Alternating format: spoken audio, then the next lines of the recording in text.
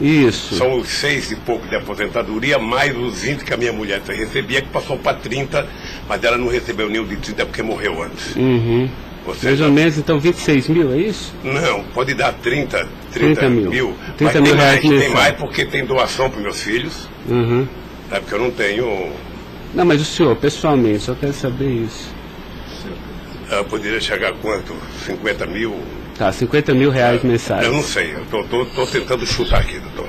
Tá, aproximadamente... Eu posso depois mandar por escrito, sabe, o que... Tá, é porque é importante, porque o juiz precisa fixar disso. O rendimento fixo que eu recebo todo mês é esse, são 6 e pouco da anistia e era 20, agora passou para 30. 26 mil, a então. empresa Lewis que paga. Tá, 26 mil reais. Depois o advogado manda para o senhor aí Tá. o total do rendimento das doações. Tá bom. Estado civil viúvo, tá? 4, nenhum menor de idade. Tá. Grau de instrução do senhor. Grau de instrução. Um curso primário e um curso técnico. Tá. Curso primário e curso técnico.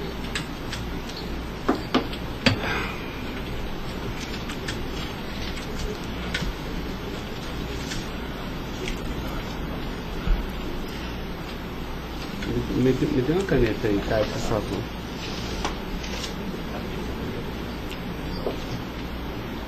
Pode gravar, Caio. Senhor Luiz Inácio, eu vou pedir então ao senhor para responder agora as perguntas no microfone, porque a partir desse momento a audiência vai ser gravada, tá?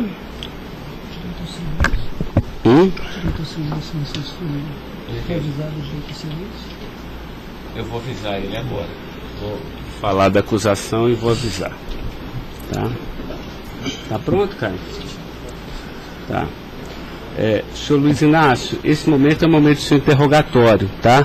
A lei lhe garante o benefício de ficar em silêncio em todas as perguntas que eu lhe fizer, as perguntas feitas pelo membro do Ministério Público, pela defesa dos denunciados, inclusive até pela sua própria defesa, tá? Existem 2 denúncias aqui nessa ação penal, envolvendo Delcídio do Amaral Gomes, André Santos Esteves, Edson de Siqueira Ribeiro Filho, Diogo Ferreira Rodrigues, Luiz Inácio Lula da Silva, o senhor, José Carlos Costa Bunlai e Maurício Barros Bunlai, tá? E em síntese, a denúncia fala da existência de uma organização criminosa, tá?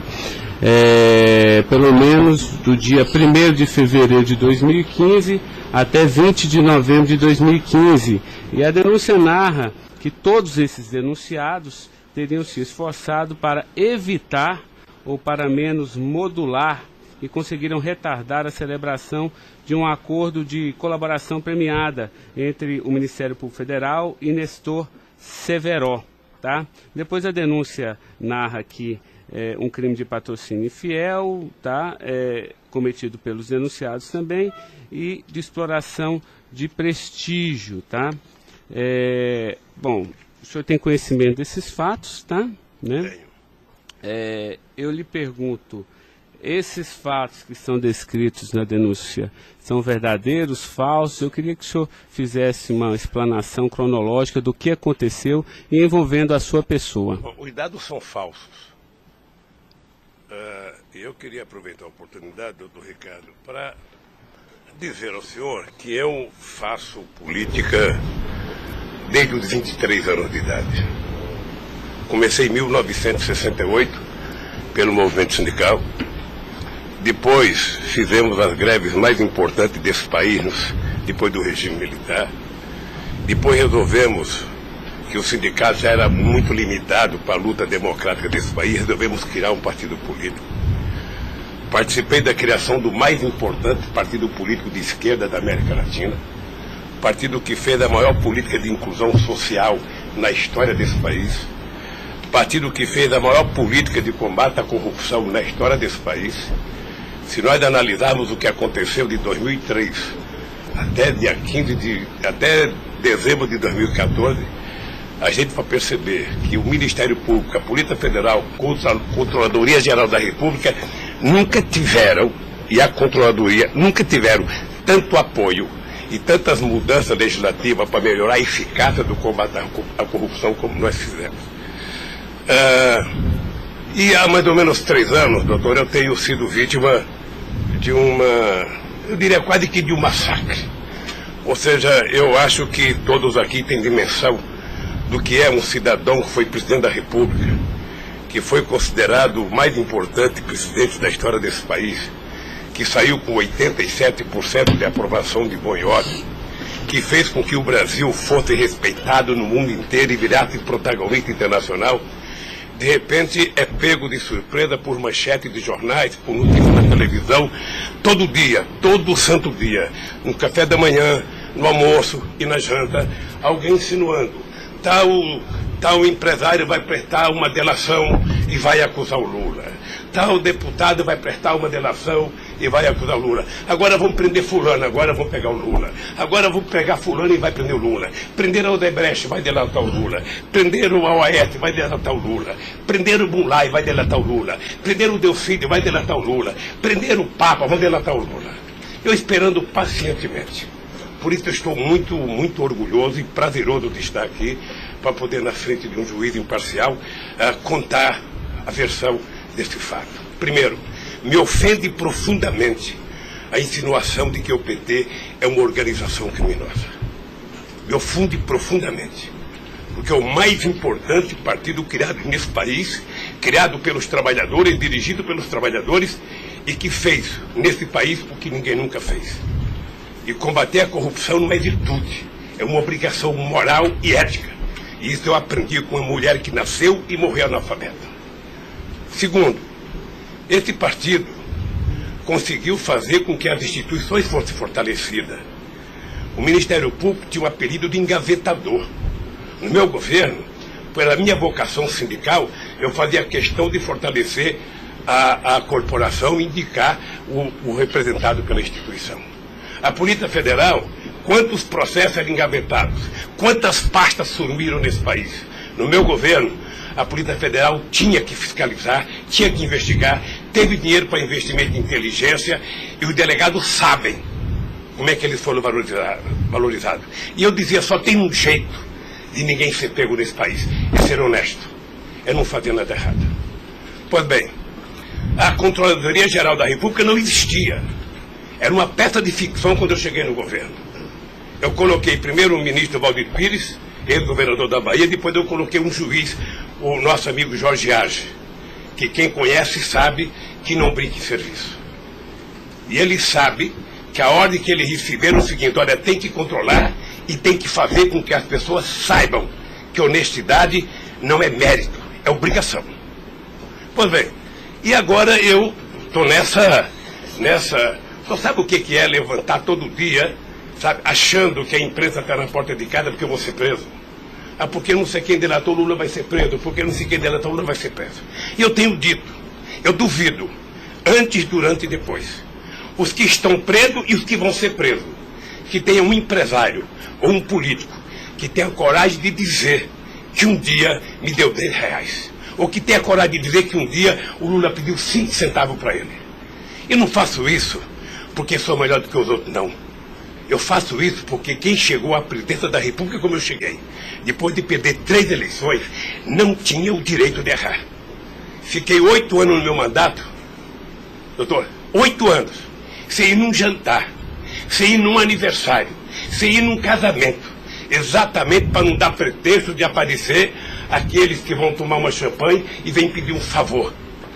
E vem tirar fotografia com o celular para depois explorar essa fotografia. Eu fico orgulhoso de estar prestando depoimento e chateado por uma ilação feita nesse processo contra mim pelo senador Delcídio. Portanto, eu queria lhe dizer que eu estou aqui para responder toda e qualquer pergunta.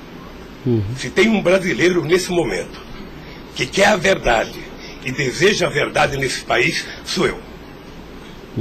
Portanto, estou à inteira disposição para responder tudo e a todos do jeito que vocês perguntarem. Tá, adentrando então na peça acusatória, senhor Luiz Inácio, A denúncia narra aqui 7 fatos. Diz aqui que no dia 8/4/2015, o senhor reuniu-se com o Delcídio Amaral no Instituto Lula, em São Paulo, e o senhor teria exortado a Delcídio a adoção de medidas para a compra do silêncio de Nestor Severo, de forma a que o Nestor, não celebrasse o acordo de colaboração premiada com o Ministério Público Federal. Vamos por fatos, que eu acho que fica mais fácil, a gente faz o encadeamento temporal aqui da denúncia. Esse fato existiu, Delcídio foi lá, pediu para o senhor, o senhor teria pedido a ele para que ele intervisse e pudesse pelo menos ocultar fatos que pudesse relacionar o senhor José Carlos Bunlai, e ele diz mais, diz até que o senhor também teria pedido a ele, porque o senhor também teria envolvimento aqui com negócios escusos na Petrobras. Doutor, só tem um brasileiro que poderia ter medo de um depoimento do Severo, pela relação que tinha com ele, que é o Delcídio. Eu não tinha relação com o Severo. Portanto, eu não tive nenhuma preocupação com o depoimento de nenhum empresário, de nenhum diretor da Petrobras, porque não tem essa relação com eles. Portanto, o Delcídio contou uma inverdade nesse processo. Mas essa reunião existiu? Deve ter tido muitas reuniões com o Delcídio. Ele era senador da República, era líder do governo, nós conversamos muitas vezes em São Paulo e em Brasília. E com outros deputados.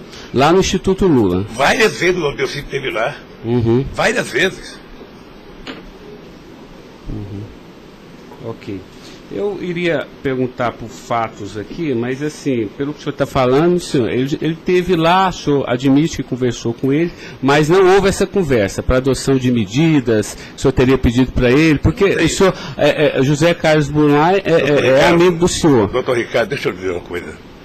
Eu não tenho nenhuma razão para ter qualquer problema com o depoimento do Severo. Mas nenhuma razão. Não o conheço, não tive convivência com ele. Portanto, o depoimento do Severo era um problema para o Delcídio e não para mim, que teve uma convivência com ele ainda no governo anterior, antes do meu governo, quando foi diretor de óleo e gás da Petrobras. Não foi comigo. Tá, não surgiu essa conversa, então. Não surgiu, não se tocou. Se o senhor falar da Lava Jato? Doutor, da Lava Jato, hoje no Brasil, a gente fala no café, no almoço, na janta e ainda depois da novela. Mas não porque só passa isso na televisão. Mas não se tocou no nome do Severo. Não tocou no nome. E muito menos no nome do Bunlai. Sabe, de que foi pedido coisa para o Bunlai? É um absurdo. É um absurdo. Eu não sei o que o Delcídio esperou fazer com isso. Certamente, depois de preso alguns dias, as pessoas começam a encontrar um jeito de sair da cadeia e resolve jogar a culpa em cima dos outros. Como é que o senhor reagiu quando ele foi preso? Eu tive uma reação que eu sei que ele não gostou, quando ele citou que o juiz da primeira corte, do Superior Tribunal, ele tinha conversado com ele. Eu disse, esse cara é um imbecil, tá? Porque mas nem na morte você citaria se você teve ou não uma conversa com a Suprema Corte sobre um processo. Foi essa reação que eu tive e ele me parece que não gostou da minha reação. Eu fiquei sabendo pela boca de alguns advogados que ele ficou muito chateado porque eu disse que ele era um imbecil. Eu não quis ofendê-lo, apenas achei que a atitude foi equivocada. Tá, eu tenho mais alguns questionamentos, mas depois eu faço na medida que os temas forem agitados aqui pelas partes, tá? O Ministério Público tem perguntas, doutor? Bom dia. Acabei não vendo a sua chegada, mas não revelo. Em nenhuma dessas reuniões o Delcídio comentou sobre o receio que ele teria sobre as delações do Severo? Não, ele não comentou, mas era sabido por todo mundo que acompanha todo esse processo da relação histórica do Delcídio com o Severo. Tem até um livro publicado por uma jornalista da revista Veja que mostra claramente a relação do Delcídio com o Severo. Era muito antiga, sabe? No governo passado, no governo anterior ao meu, porque ele chegou, acho que até a ser ministro interino de Minas e Energia. O senhor acredita que a referência ao seu nome tenha sido útil para o Delcídio conseguir a delação premiada? Olha, por tudo que eu vejo todo dia na imprensa, eu acho que tem alguém instigando de falar meu nome. Eu fico sabendo de notícias, não sei se é verdade, nos blogs, nos colunistas, de que todo dia alguém vai prestar depoimento e fala o nome do Lula, cita o nome do Lula, cita o nome do Lula. Eu canso de ouvir isso todo santo dia, sabe? É bem possível que eu vi uma entrevista dele na Globo News que parecia que tinha recebido o prêmio Nobel da delação, a disfarçatez, sabe? Como ele estava se desenvolvendo, eu fui no Roda Viva. Ou seja, depois que fazem a bobagem que fez, se é que fez, ele teria que jogar nas costas de alguém. Primeiro, sabe, a minha relação com o Delcídio era uma relação institucional. E ele sabe disso. Voltando um pouco, o senhor poderia explicar a sua relação com o Bunlai? Veja, eu conheci o Bunlai na campanha de 2000. O PT governava o estado do Mato Grosso do Sul e eu precisava fazer uma gravação para um programa de televisão da campanha para falar com o setor do agronegócio. E aí o governador do PT disse que tinha um amigo lá e me levou na fazenda dele, me parece que em Miranda. E eu fui nessa fazenda, uma boa fazenda. Até depois eu fui pescar nessa fazenda, fiquei 4 dias no Rio Miranda, não peguei nenhum peixe. Mas gravei um programa, foi um programa de sucesso. Depois eu ganhei as eleições e depois estabeleci uma relação com o Zé Carlos Bunlai. Qual o conhecimento ou participação que o senhor teve na questão do empréstimo do Banco Chain ao PT que teria sido feito com a intermediação do Bunlai? Eu não, já disse isso, eu não tenho nenhum... Fiquei sabendo de que o Bunlai tinha feito um empréstimo pela imprensa. O senhor teve conhecimento de que para quitar esse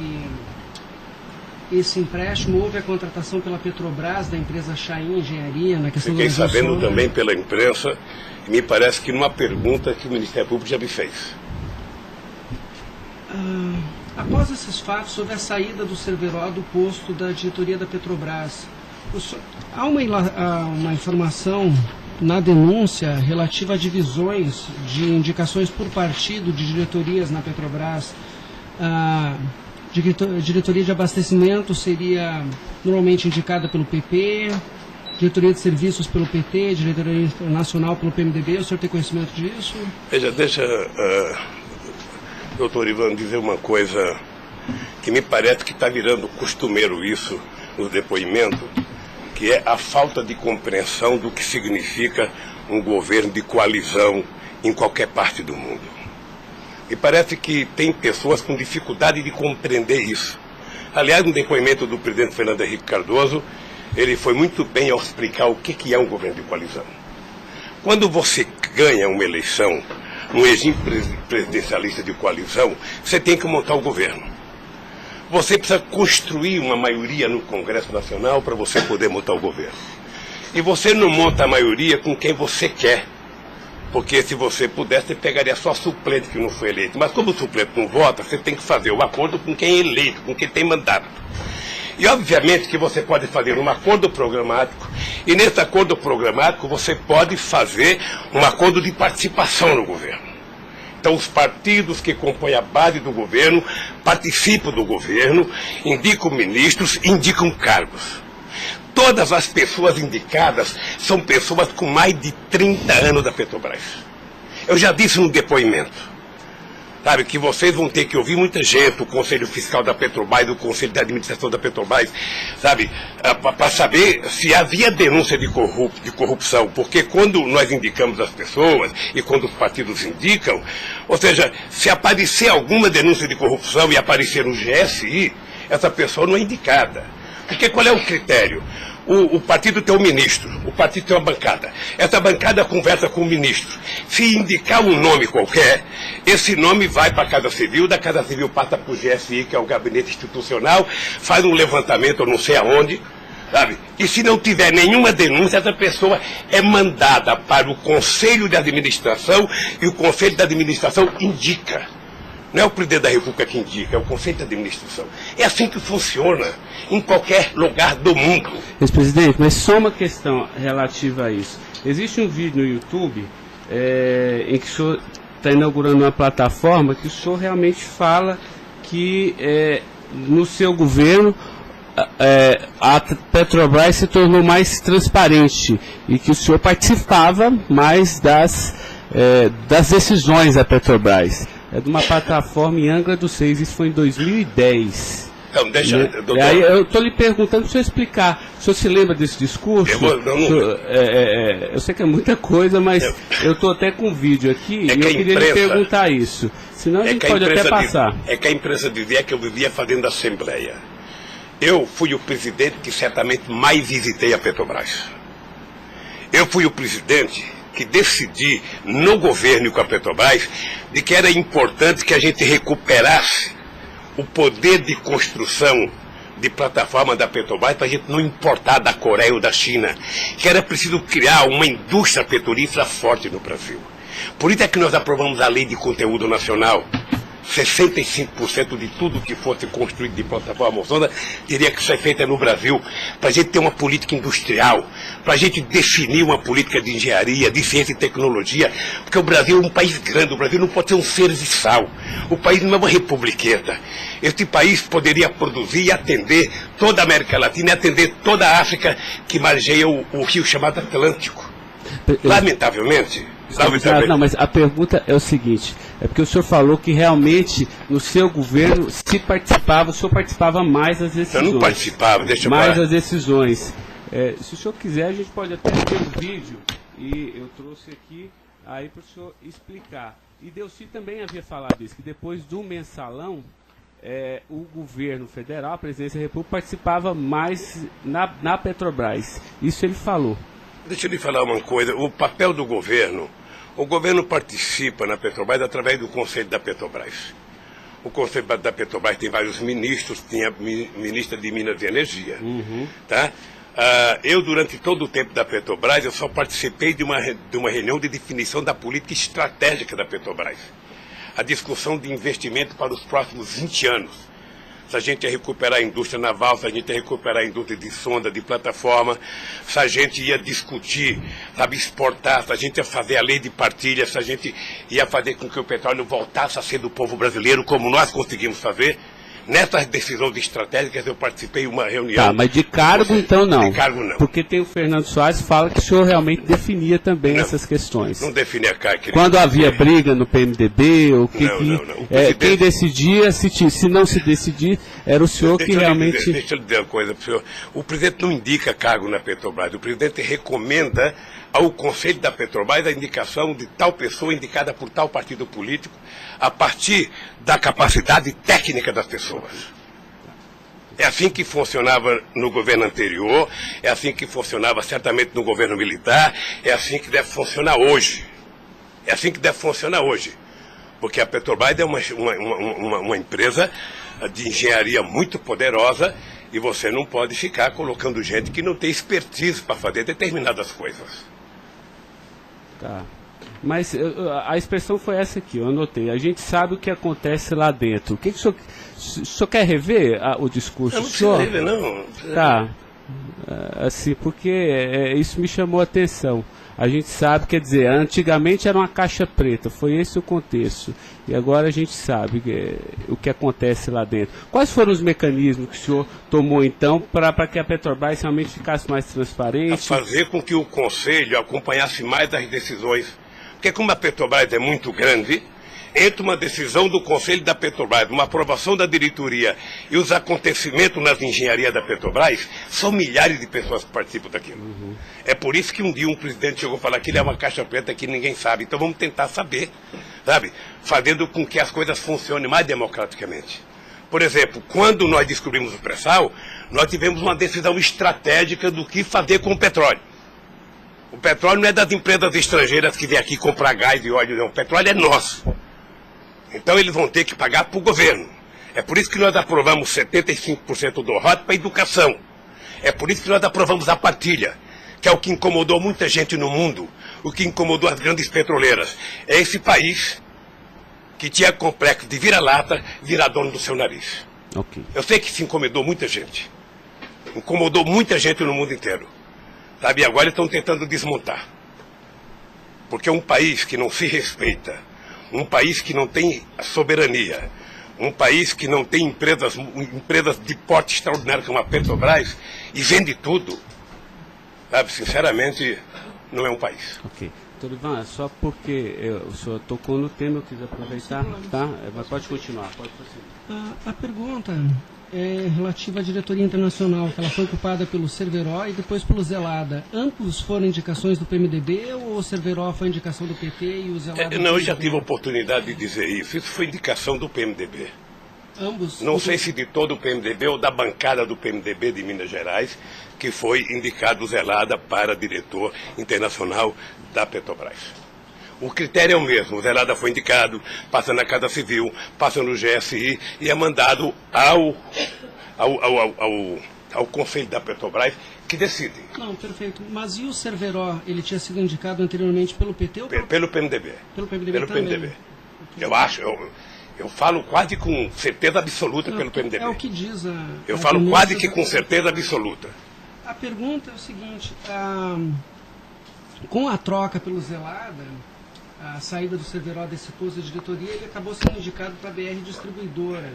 No próprio depoimento do Cerveró, ele afirma que isso teria sido como um reconhecimento pelo papel que ele prestou no auxílio da contratação da Chain pela Petrobras, na questão do navio sonda. Me parece que ele não diz isso exatamente. Me parece que ele utiliza a palavra acha que foi isso. É diferente de dizer que ele disse. Ou seja, ele acha que foi isso. Deixa eu lhe falar uma coisa. Eu não conheço o Cerveró. Conheço agora que ele ficou famoso. Tá? Quando eu vi o Cerveró, eu vi a en passant em reuniões coletivas. Portanto, eu não tinha nenhum interesse de tirá-lo e nenhum interesse de colocá-lo. Nenhum interesse. Para mim, se uma força política que compunha o governo indicasse ele ou outra pessoa e tecnicamente ele fosse reconhecido pelo conselho da empresa que o indicou, para mim estava perfeito. E veja, durante todo esse período não houve uma única denúncia contra nenhum deles. A denúncia começou a acontecer porque o juiz Moro começou a fazer escuta durante 8 anos num bandido chamado Rousseff, e aí então, em 8 anos dá para pegar alguma coisa. Pegou esse negócio. O senhor tem conhecimento de quem teria feito a indicação do nome do Cerveró para a BR Distribuidora? Se foi algum partido? Eu não sei se foi um partido ou se foi através do Zé Eduardo Dutra, que devia ter relação com o Cerveró, porque ele tinha sido presidente da Petrobras. Ele deixou de ser presidente da Petrobras e foi ser presidente da BR. E ele pode ter chamado o Cerveró, ou o mesmo partido que tinha indicado o Cerveró e depois tirou o Cerveró pode ter pedido para ele ir para lá. Eu suponho que seja isso. Ok. O senhor conversava com certa frequência com o Bunlai por telefone, dentro dessa relação de amizade? Não era meu amigo. Conversava com ele. Com que frequência o senhor... Não sei, querido. Sabe, ultimamente o Bunlai andava com doença nos olhos, achando que ia ficar cego, estava passando muito tempo em Miami para se tratar, depois estava se tratando de um câncer, sabe? Eu sei que ele não andava bem nos últimos tempos, com problema de doença. Porque a denúncia cita algumas ligações de um telefone que pertenceria ao Instituto Lula. O senhor utilizava esse telefone do Instituto Lula para conversar com o Bunlai também, ou normalmente usava, só no mas seu qual celular? É o crime do Bunlai ligar para mim? Não, eu estou tentando esclarecer os fatos, presidente. Eu conversava com o Bunlai, tinha um profundo respeito pelo Bunlai, um profundo respeito. O Bunlai sabe perfeitamente bem que a relação que ele tinha comigo não permitia que discutisse qualquer negócio, porque eu não levo para casa ninguém para discutir negócio. O negócio eu discutia no palácio. Mas o senhor sabe se ele utilizava o nome do senhor? Porque o Salim Chain e o Fernando Chain confirmam que José Carlos Bunlai disse que Luiz Inácio Lula da Silva interveio na contratação da Chain pela Petrobras. Está descrito na peça do Ministério Público. Doutor, se o senhor soubesse quanta gente usa o meu nome em vão, de vez em quando eu fico pensando para as pessoas lerem a Bíblia, para não usar tanto meu nome. Não. Tem gente que faz campanha financeira em meu nome, tem gente que é candidato em meu nome, tem gente que faz panfleto dizendo que eu estou apoiando, tem gente que coloca a fotografia minha dizendo que eu estou apoiando ele, sabe? Não tem como fazer isso. Se alguém falou, sabe? Se alguém falou, somente o Zé Carlos Bunlai pode provar isso, ou o Chaim na frente dele. Eu duvido que o Zé Carlos Bunlai, ou algum outro empresário, ou algum outro, desses que já prestaram depoimento, diga que um dia eu chamei ele para conversar sobre tal coisa, sobre qualquer coisa. Sabe por quê, doutor? Porque eu tinha noção de que o único jeito de eu governar esse país dignamente era não permitir qualquer promiscuidade na minha relação com os agentes empresariais ou os agentes políticos. Desculpa, a afirmação seria que o senhor estaria abençoando o negócio da Chaim pela Petrobras. O senhor não... Nem abençoando, nem amaldiçoando, porque eu não sabia. Sem mais perguntas, excelência. A defesa, então, a sua defesa vai ser a última a perguntar. A defesa de Delcídio Amaral.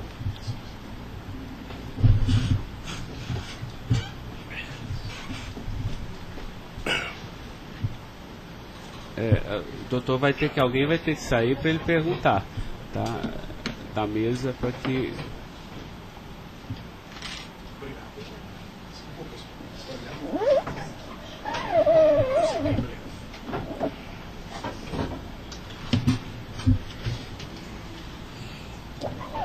Bom dia. Bom dia. O senhor já mencionou que, de sua parte, não haveria nenhum receio na delação de Nestor Cerveró. A indagação que eu faço é se, da parte de Bunlai, seu amigo, se ele lhe confidenciou algum receio da delação do Cerveró. Nunca. Nunca. Nunca. Ele mencionou se conhecia o Cerveró? Quem, o Bunlai? O Bunlai. Não, nunca falou comigo do Cerveró. Nunca? Nunca falou comigo do Cerveró. Nem tampouco o senhor soube se ele... Quem falava comigo do Cerveró era o Delcídio. Que era amigo do Cerveró. Amigo do filho do Cerveró. Perfeito.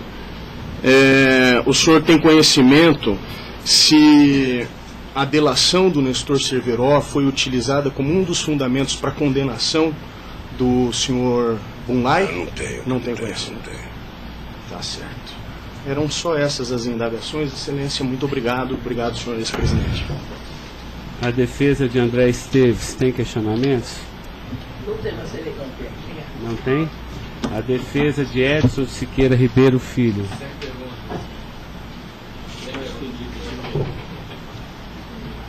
A defesa de Diogo Ferreira Rodrigues. A defesa de José Carlos Bunlai. Tem algumas perguntas. Pode fazer isso. Bom dia, presidente. Presidente, o senhor disse que a sua relação com o senador Delcídio era institucional. Mas o senhor sabe qual era a relação do senador Delcídio com o José Carlos Bunlai? Eles tinham alguma amizade? Eles tinham alguma proximidade? Veja, a impressão que eu tenho era que era muito pequena a relação dos dois. E parece que o José Carlos Bunlai não tinha muita relação com o Delcídio. E com a sua mulher, dona Marisa, qual era a relação do José Carlos Bunlai? Eles tinham amizade? A mesma que comigo. O aniversário da sua ex-mulher? Quando ela fazia aniversário? Ele ia no aniversário da minha mulher. Mas o dia do aniversário dela? Dia 7 de abril. O senhor sabe se ele fez alguma ligação para ela no aniversário dela? A ligação do dia 7, eu já fiquei sabendo da ligação do dia 7. Bem. É o mínimo que eu esperava dele, é que ele ligasse para ela para dar os parabéns. É só isso, obrigada. Tem alguma pergunta? Tá. A defesa de Maurício Bunlai. Sem questionamentos. A defesa de Luiz Inácio Lula da Silva. Sem perguntas, excelência. Tá, só mais uma questão, senhor Luiz Inácio. A denúncia sempre fala do Instituto Lula. Eu queria que o senhor falasse um pouquinho a finalidade do Instituto Lula. Eu tirei pelo site a missão, me parece que o senhor desenvolve projetos na África também, né, com finalidade de erradicação da extrema pobreza, da fome, acesso à educação, promoção da igualdade, mas também é um local que o senhor também chama as pessoas para discutir política. Delcídio falou que o senhor o convidou para ir lá quando era líder do governo. Explique para mim o Instituto Lula. Eu não sei se você sabe, a Receita Federal fez uma devassa no Instituto para saber se ele está cumprindo com a sua obrigação institucional. Veja, eu quando deixei a presidência da República, eu falo isso apenas com o objetivo de explicar.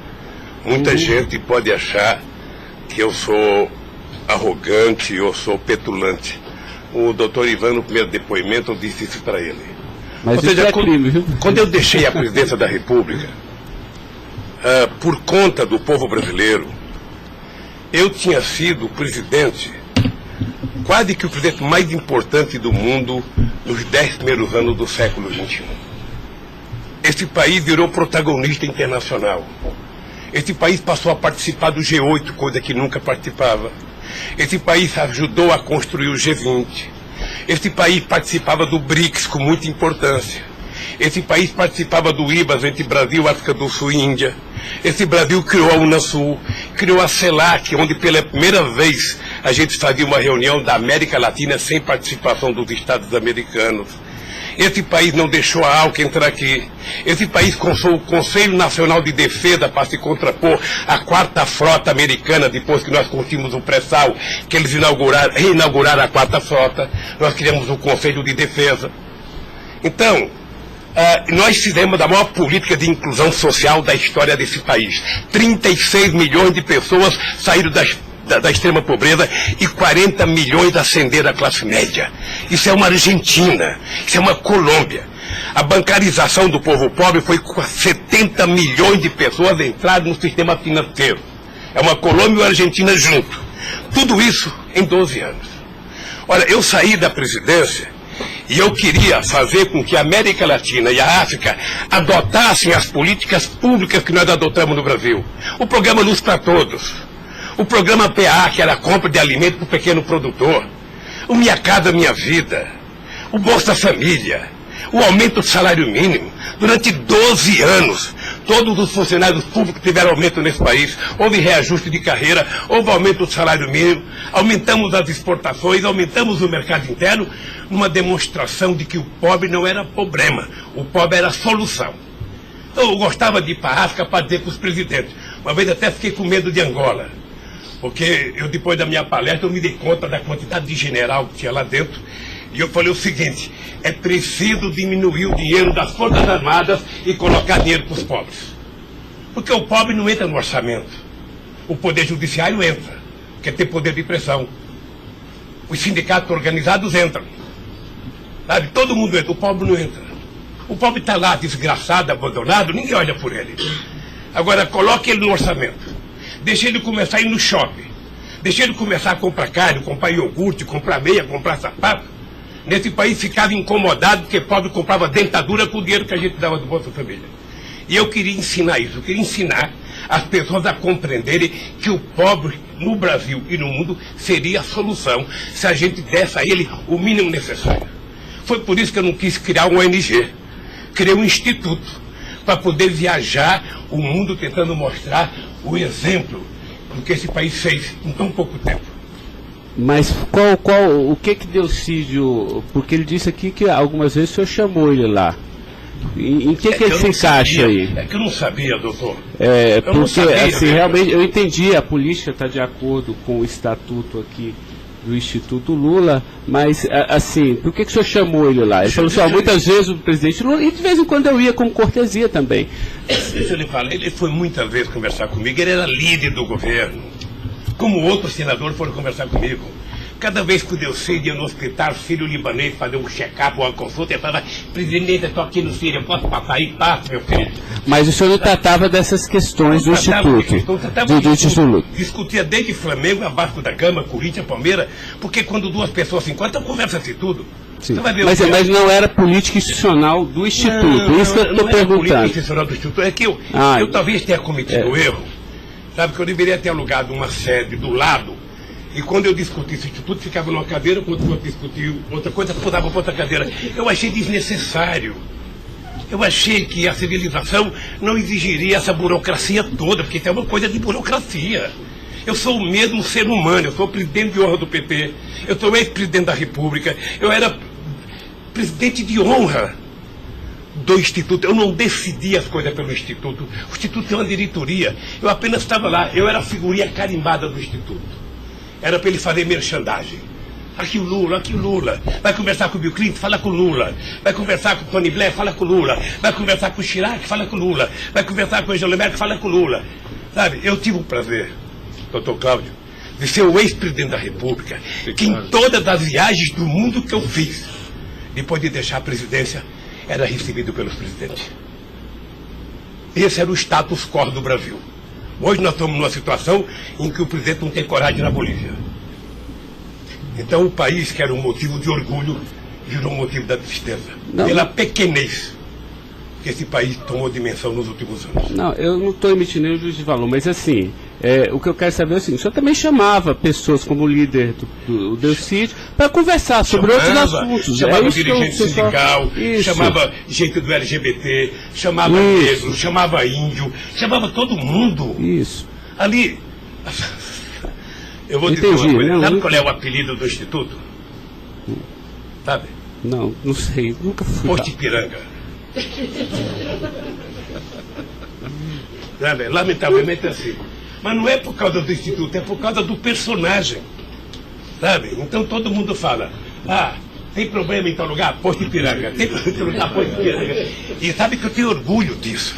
Eu tenho muito orgulho de fazer 36 anos que eu deixei o movimento sindical e ainda sou amigo de todos os sindicalistas, de todas as correntes, da Força Sindical à CUT. Sou amigo de todos os partidos políticos. Então, se isso é um pecado, se isso é um erro jurídico, se isso incomoda o Ministério Público, a Polícia Federal, sei lá quem, eu vou alugar uma salinha na porta. E sento lá e atendo, e vou deixar em paz, porque não é possível. Não é possível, sinceramente, doutor, sinceramente. Eu quero lhe agradecer a oportunidade de vir prestar esse depoimento. Eu estou com muita coisa na garganta para falar. Eu estou cansado de ver procurador dizer que não precisa de prova, que ele tem convicção. De juiz dizer: eu não preciso de prova, eu tenho fé, vou voltar com fé. Eu quero provas, alguém tem que dizer, qual é o crime que eu cometi, aonde que eu cometi. Chamar o PT de organização criminosa, se dependesse de mim, cada deputado do PT, cada vereador do PT, cada militante, abrir um processo para quem dizer provar qual é a quadrilha. Porque eu estou cansado, doutor. 71 anos de vida, eu cansei. Cansei de ver as instituições que eu ajudei a criar desde a Constituinte, para valorizá-las, desprestigiadas por comportamento pessoal. Gente que adora, gente que não pode abrir a geladeira, que vê uma luz e já começa a dar declaração. Gente que liga o barbeador, começa a falar achando que é o microfone do rádio. Eu cansei disso. Eu sempre valorizei o Ministério Público. Eu sempre valorizei a Polícia Federal. E sempre valorizei o Poder Judiciário. Os ministros podem lhe dizer. Eu indiquei quase todos. Nunca pedi para eles um favor pessoal. E não peço. Porque a instituição tem que ser forte, não para me ajudar, para garantir a democracia desse país. Lamentavelmente, tem pessoas que não pensam assim. Eu, quando vejo um jovem procurador ir para a televisão falar 1h30 e depois dizer: não me peçam provas, eu tenho convicção, não dá, doutor. Não dá para aceitar isso como uma coisa séria nesse país que está jogando a cada vez mais a oportunidade de se transformar num país grande. Nós quase chegamos a ser a 5ª economia mundial. Quase chegamos. Por mediocridade não chegamos. Então eu lamento profundamente. Eu gostaria que meu depoimento fosse tudo numa semana só. Para mim poder desvendar os mistérios todos. E acabar com essa hipocrisia: fulano vai prestar depoimento, fulano vai delatar, fulano vai não ter das contas, fulano, e o Lula vai ser citado. Quem sabe está na hora de chamar o dono da Globo, da Record, da Bandeirantes para prestar depoimento, para ver se eles me delatam. Porque o que eles dizem que vão me delatar, eu duvido que tenham coragem de me delatar, porque não tem nenhuma prova e nunca conversaram comigo sobre qualquer crime. Doutor, eu aprendi a andar de cabeça erguida. E sabe que custa muito. Para quem nasce na elite, não precisa nada. Mas para quem vem lá de baixo, sabe, não deixar ninguém colocar cangaia no seu pescoço, não é fácil. Esses dias eu sei de uma história, de um depoimento, de um processo que eu abri contra uma jornalista, até vou contar isso que ninguém sabe aqui. E eu acusei uma jornalista que falou em qualquer país democrático do mundo, ela seria presa, porque ela falou de um presidente da República. E ela foi prestar julgamento. E a advogada, acho que a nossa advogada, me chamou de doutor. Aí o juiz começou a rir. Ah, mas ele não é doutor? Ele não é doutor? Como é que você chama ele de doutor? Não, estou chamando ele de doutor porque ele tem vários diplomas de doutor honoris causa. O juiz deu uma gargalhada e pouco tempo depois inocentou a jornalista. Eu vou recorrer até a Suprema Corte. Aos 71 anos eu não sei quanto tempo de vida que eu tenho, mas eu tenho fé em Deus de ver essa jornalista ser julgada. Porque, em nome da liberdade de imprensa, ninguém pode avacalhar a vida dos outros. Ninguém pode. E o que eu estou vendo nesse processo? Tem gente que acha que eu sou contra a Lava Jato. Pelo contrário, eu quero que a Lava Jato vá a fundo para ver se acaba com corrupção. O que eu sou contra é tentar criminalizar a pessoa pela imprensa e não pelos autos do processo. O que eu sou contra é execrar, é condenar. Eu conheço pessoas que, tivessem liberdade, seriam mortos na rua. Tal é. Sabe quantas horas eu tenho de notícias negativas contra mim no Jornal Nacional em 8 meses, 16 horas? Nenhum político no mundo aguentaria isso. E eu vou matá-lo de raiva, porque toda pesquisa vai aparecer na frente. Para eles saberem que nem sempre eles podem brincar com as pessoas. Sabe? Então o juiz, o promotor, o delegado, não tem que ficar fazendo, sabe, pirotecnia com as pessoas. A primeira apura, investigue e condene. Quando condenar, bote na cadeia. E acabou. Sabe, não é tirando fotografia de criança, mostrando casa, mostrando não sei das quantas, inventando mentiras, inventando ilações.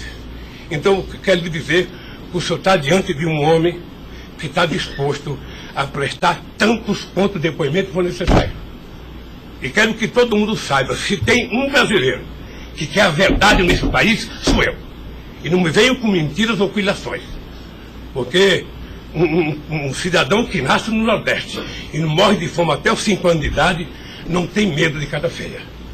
Eu quero defender a minha honra, que é o valor mais importante que eu tenho. Então eu quero lhe agradecer esse depoimento e a liberdade de poder dizer essas coisas que eu até agora não tinha falado, mas eu cansei, eu vou falar. Doutor Luiz Inácio, o momento é do senhor, tá? É a sua defesa, o senhor tem todo o direito de falar. Só mais uma questão para a gente encerrar, acho que ninguém tem mais questionamentos. O presidente do Instituto Lula, na época, em 2015, era o doutor Paulo Camoto.